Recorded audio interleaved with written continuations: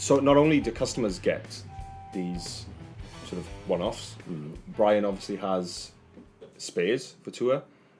You've also done one-offs like the Badger. So, I mean, the Badger for me visually is just ridiculous. I just love it. I think it's insane. It is lovely. Was that difficult to build in terms of just the construction? It started off as a 2 pickup guitar. Okay. No pick guard. Right. So it was just almost a conventional archtop guitar, but with 2 single coils. Okay. And a piezo bridge. I took it to them, and they loved it, but it was.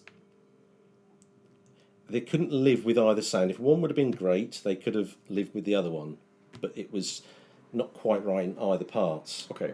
So I took it back, put a 3rd pickup in, Brian's regular switching, put a different piezo bridge, and he loved it. Absolutely loved it after that. So we created a different guitar. Yeah. So it was, but that really worked well. So the pickups in it, are they the standards that he uses? Yeah, they're the Addison Trisonics. And did you find that tonally it was different with that different body construction then, or does the pickup kind of take over the rule once it's sort of plugged in and on? And No.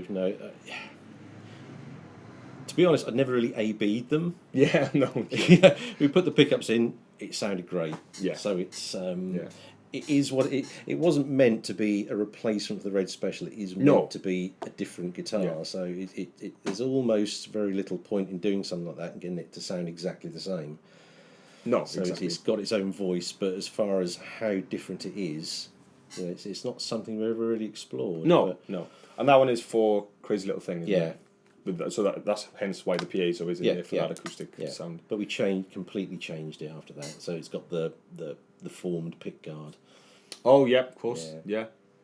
No, that is fantastic. So I mean, there's a double neck out there somewhere. Yeah. Was there a story behind that one, or did you just want something? It was just wild? something I wanted to make. Oh really? Yeah, I did design for it and sent it to Brian because I'd actually had a customer who said, if you build that, I will buy it. So I did the design. I thought I'd better check it with Brian first. Sent him the design. He said, brilliant, but I want the first one. Oh really? So all of a sudden I've got 2. So we built the first one. Took it to Brian, and he loved it. But it's pretty weighty. Yeah. And what's the combination? It's 12 at the top, and a 6. yeah, 6 at the bottom. But there were balance issues that we addressed with a bracket to extend the strap. Oh, okay. So it kind of just made the balance point, So it's pretty weighty. Yeah. So he has the one, and then your customer has Yes. the other one. Yeah. That's fantastic. Yeah. Has Brian had any other one-offs? Obviously, we have the doubles, the spares for tour. Has he had any others off? There's the Spade guitar. Right. This is sort of it's almost like a reverse Vox teardrop. Okay. Just bright red. So I want it bright Ferrari red, maple board. It was a complete departure, and this was actually a design that he came up with after the Red Special. Okay. He was showing me drawings. He said, "Do you want to build it?" So build anything. So. Yeah. So that's where that came about. So it's really interesting guitar, that one. Right. Yeah, very unconventional. Yeah. Yeah. In terms of the Red Special itself, the Red Special, you are also in charge of the sort of upkeep, restoration. Is that In right parts, yeah, it's kind of shared between myself and Nigel Knight. Okay. He kind of takes care of the electronic side, and I'm the sort of wood and lacquer side. Right. Okay. How do you find that it needs, because of obviously the rigorous life that it's had, does it need anything different to what you would treat another, or is it typical of a guitar of an age? It's much tougher than you think. Really? Yeah. And it's the only maintenance it needs really is if it gets badly damaged, where it's starting to let in, weathering. Because Brian just uses it, rain or shine. If it's raining, he'll still go out to the front of the stage and it'll get wet. And so it just needs periodic maintenance to keep the weather out. Yeah. So how, do you see it often, or is it No. But we had it for 2 weeks, year before last, I think. And stripped it down, filled the cracks because it was quite badly crazed in the back. Yeah, so we filled that, flattened it down, polished it again, so just to keep the weather out. And there was various other bits and pieces like wearing the fingerboard on the dots. Came out. Yeah, I was going to say, but it was like paper thin, and this happened on Sunday, and I think it was to be delivered on the Tuesday or something, wasn't it? And it was so I'm finishing this guitar off and polished it down, and there was a small crack in the pearl dot, but it was so worn. It was the thickness of this paper, just tiny fragments that I couldn't do anything with. So straight on the phone to Pete, what do I do? He said, I'll phone Brian now, and what the option said, it's just too fine. I can glue it in, but it will come out in days. So decision was made to put a new pearl dot in there. So did you have to sort of drop the drop the hole down so slightly? Carve the cavity out and just put a new dot in there.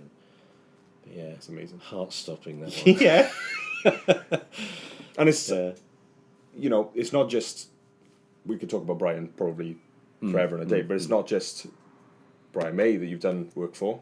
Brian Adams. Is it him? So what's the story with that was through Brian May. Okay. And I can't exactly remember how, but it was, I think they recommended me to his Fab. Yeah, which is it's brilliant. And that was what was he sort of on tour over here and needed work, was it? Yeah, I just go to his house and do the repairs. I haven't done some for some years now, but yeah, he plays his guitars really hard.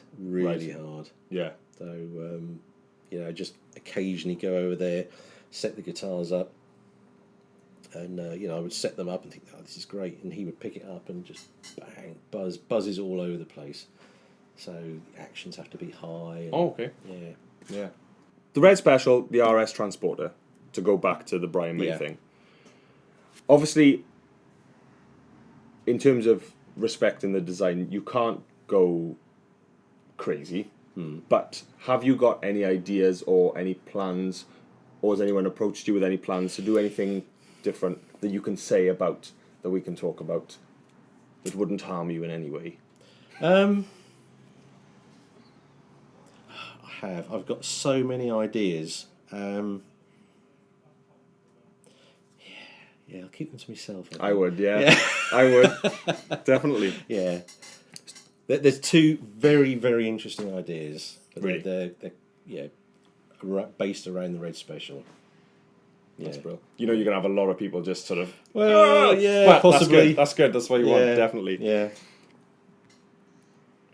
Talking about guitars in the future, obviously we've mentioned about the Guyton guitars in the future. We've talked about the possibility of a different bodied headless guitar. We've got a few guitars with us today that are more, shall I say, more traditional build. Yeah. Are there any plans to do anything of a similar thing? You know, that more. At the moment, I'm kind of pursuing the headless route. Yeah. Because it's kind of where my heart is with those. Yeah. You know, it works. You know, I enjoy making them. Mm-hmm. Not to say I won't make anything else, because I will. But that's kind of the road I'm going down at the moment. Yeah. So, but yeah, if customers have ideas, you know, then I'm kind of open to anything. Yeah. I mean, in terms of the innovation, then, because you're building bespoke designed pieces for these guitars, you're essentially creating a new way of stringing of a guitar build. Do you think that? Do you see sort of a pattern in where things are going? Obviously, guitarists are traditionalists, and everything is, you know, if it was made in 51, 52, then that's the best thing since sliced bread. But do you think that there's things on the horizon that you can see being like, actually, I think that's where things are going to be going? Or do you think it's very much... I still think that will be the sort of overpowering way, you know, the vintage route, but it does seem to be opening out a little. Right. Whereas it used to, it seemed to me that like the bass side of things, you know, they were much more open to new ideas. But with guitars, it's all very traditional. Yeah. But it seems to be, you know, kind of opening out a bit now, and you know, the different designs. I mean, I do, you know, I keep going on about the headless, but it's, you know, you've got your Strandbergs and various other ones. Yeah. So they do seem to be a little bit open now about new designs. Yeah. I mean, you know, if you can get a guitar that, for me, you know, plays and sounds like the Transporters do, and you've got this, you know, there's no tuners per se to worry about. The difference in headstock or not having a headstock, I think, is a really interesting thing. Obviously, string tension is different because obviously we're not dealing with different scale lengths. I mean, you reverse a headstock on something, it changes the way your guitar plays. So I think that there's, you know, that it opens up a new tension sort of field to play on. Use a bad metaphor. It's very difficult because you know you're going into like physics the whole. Oh thing. yeah. It's so difficult to understand, and you know, I've fitted guitars with a certain scale length, Floyd Rose, and the thing is as tight as anything. You know, even with nines.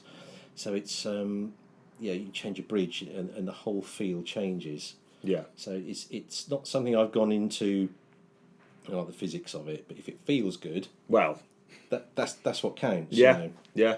No, definitely. I mean, you know, we could sit here all day. I could sit here all day, and bend your ear about things and ask you about a million things. You know, the luthier side of it, you know, we could sit and talk for hours.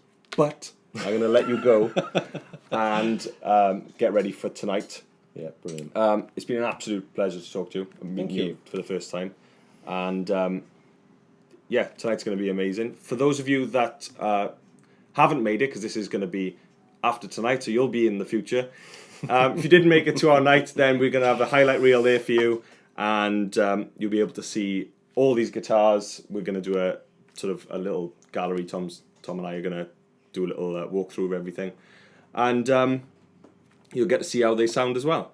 So thank you very much. No, you're welcome. Pleasure, and we will see you in the next video very, very soon. Bye-bye.